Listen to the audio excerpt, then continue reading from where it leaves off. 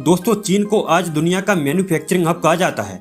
ऐसी कोई चीज नहीं है जो चीन नहीं बनाता और इन चीजों को पूरी दुनिया में एक्सपोर्ट भी करता है, जिससे चीन आज दुनिया का सबसे बड़ा एक्सपोर्टर बन गया है। लेकिन बेहद दिन दूर नहीं जब भारत चीन को पछाड़कर दुनिया का मैन्युफैक्चरिंग हब बन जाएगा। ये हम नहीं बल्कि कई एक्सपर्ट्स और सर्वे का ऐसा मानना है। आज की इस वीडियो में हम जानेंगे कि आखिर एक समय में गरीबी में जीने वाला चीन दुनिया का मैन्युफैक्चरिंग हब कैसे बन गया। क्या भारत भी अगला मैन्युफैक्चरिंग हब बन सकता है? क्या रुकावटें भारत के मैन्युफैक्चरिंग हब बनने में सामने आ रही हैं? सरकार का इस दिशा में क्या मास्टर प्लान है? सब कुछ इस वीडियो में हम जानेंगे। लेकिन उससे पहले दोस्तों, अगर आप इस चैनल पर पहली बार विजिट कर रहे हैं तो चैनल को सब्सक्राइब जरूर करें। दोस्तों, एक समय ऐसा था जब चीन और भारत के हालात एक जैसे थे। अंग्रेजों से आज़ादी मिलने के बाद दोनों देश गरीबी से जूझ रहे थे। चीन और भारत दोनों की इकोनॉमी एग्रीकल्चर सेक्टर पर डिपेंड थी। ऐसे में सवाल आता है कि जब दोनों की शुरुआत एक जैसी थी तो फिर आज चीन भारत से कई गुना ज़्यादा आगे कैसे निकल गया डेवलपमेंट के मामले में। दरअसल चीन ने अमीर बनने के फॉर्मूले को भारत से पहले ही समझ लिया था। 1978 में चीन की कम्युनिस्ट पार्टी ने आर्थिक क्रांति की शुरुआत की और चीन के बाजार को पूरी दुनिया के लिए खोल दिया। यानी कोई भी देश अब चीन में आकर इन्वेस्ट कर सकता है। उस समय अमेरिका दुनिया का मैन्युफैक्चरिंग हब था और अमेरिकी कंपनियों ने ही सबसे पहले चीन में बड़े बाजार की संभावना को देखते हुए निवेश किया। कंपनियों ने चीन में सस्ती लेबर और कम किराए का जमकर फायदा उठाया। अमेरिका के पीछे कई और देशों की कंपनियां भी आ गई थीं और वहां जमकर इन्वेस्ट किया। 1980 और 1990 के दशक में चीन के मैन्युफैक्चरिंग सेक्टर में खूब इन्वेस्ट हुआ। शुरुआत में खिलौने और बल्ब जैसे सस्ते और लो एंड प्रोडक्ट्स बनाने वाला चीन समय के साथ साथ कंप्यूटर, मोबाइल, मशीनरी जैसे कई महंगे महंगे प्रोडक्ट्स बनाने लगा। इसका रिजल्ट ये हुआ कि 2010 में अमेरिका को पछाड़कर चीन मैन्युफैक्चरिंग सेक्टर में दुनिया का सबसे बड़ा देश बन गया था। प्रेजेंट टाइम में देखें तो चीन ग्लोबल मैन्युफैक्चरिंग सेक्टर में 29% हिस्सेदारी रखता है, जबकि अमेरिका 17% के साथ चीन से बहुत पीछे रह गया। वहीं दूसरी तरफ भारत में आर्थिक क्रांति की शुरुआत 1991 में हुई थी। 1991 से 2023 तक इन 32 सालों में भारत ने सर्विस सेक्टर में तो खूब तरक्की की है, जो भारत की इकोनॉमी को डोमिनेट करता है। लेकिन मैन्युफैक्चरिंग सेक्टर पीछे रह गया। कुछ खास तरक्की भारत इस सेक्टर में नहीं कर पाया। ग्लोबल मैन्युफैक्चरिंग सेक्टर में भारत की हिस्सेदारी सिर्फ 3% है और ये चाइना से 10 गुना कम है। ऐसे में भारत को एक लंबा रास्ता तय करना होगा ग्लोबल मैन्युफैक्चरिंग हब बनने के लिए। साथ ही भारत के मैन्युफैक्चरिंग हब बनने के सामने कुछ बड़े चैलेंजेस भी हैं। भारत के सामने पहला और सबसे बड़ा चैलेंज है वर्ल्ड क्लास इंफ्रास्ट्रक्चर तैयार करना। भारत को अगर चीन के जैसा मैन्युफैक्चरिंग हब बनना है तो चीन जैसा ही इंफ्रास्ट्रक्चर तैयार करना होगा। खराब इंफ्रास्ट्रक्चर से मैन्युफैक्चरिंग कॉस्ट बहुत ज़्यादा बढ़ जाती है।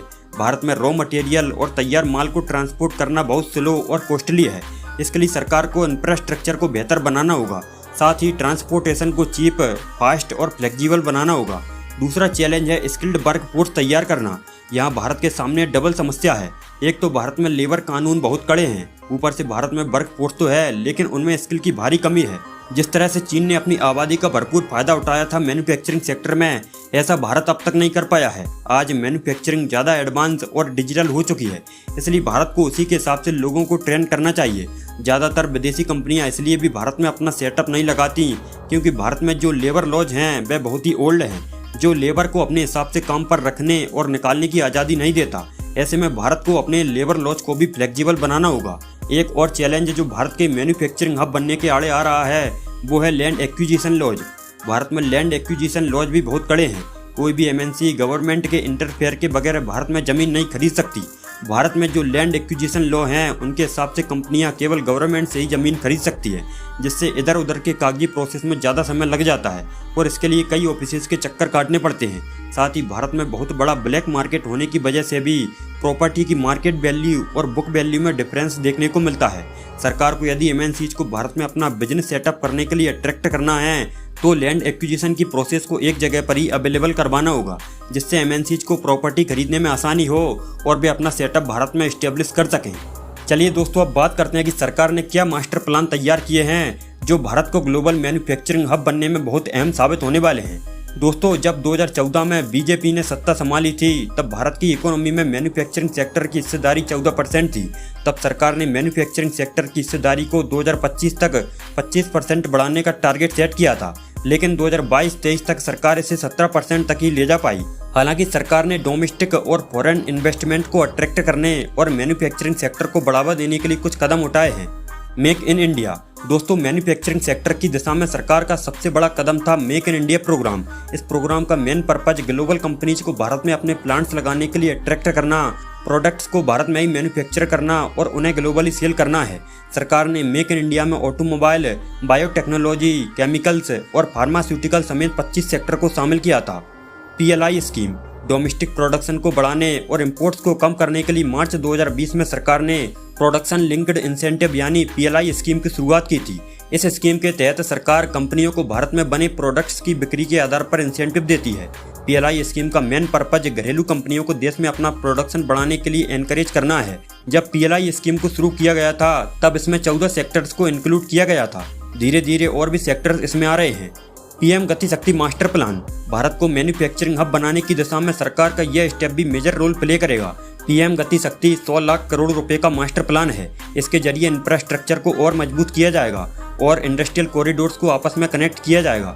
PM गति शक्ति मास्टर प्लान लॉजिस्टिक लागत को कम करके और सप्लाई चेन में सुधार करके मेड इन इंडिया प्रोडक्ट्स को और कॉम्पिटिटिव बनाएगी। दोस्तों, अगर सरकार की बनाई गई ये योजनाएं फ्यूचर में बेहतर परफॉर्म करती हैं तो भारत चीन को पछाड़कर दुनिया का मैन्युफैक्चरिंग पावर हाउस बन सकता है। हालांकि इसमें बहुत लंबा वक्त लग सकता है। आपके हिसाब से क्या भारत में वो पोटेंशियल है जिससे वह चीन को बीट करके मैन्युफैक्चरिंग हब बन जाएगा? और अगर हाँ तो कब तक भारत इस माइलस्टोन को हासिल कर लेगा? हमें कमेंट कर जरूर बताएं। अभी के लिए बस इतना ही। अगर आपको ये वीडियो अच्छी लगी हो तो वीडियो को एक लाइक जरूर करें। साथ ही ऐसे ही इंटरेस्टिंग वीडियोज पाने के लिए हमारे चैनल A1 इंडियंस को भी सब्सक्राइब करें। अपना कीमती समय देने के लिए बहुत बहुत धन्यवाद।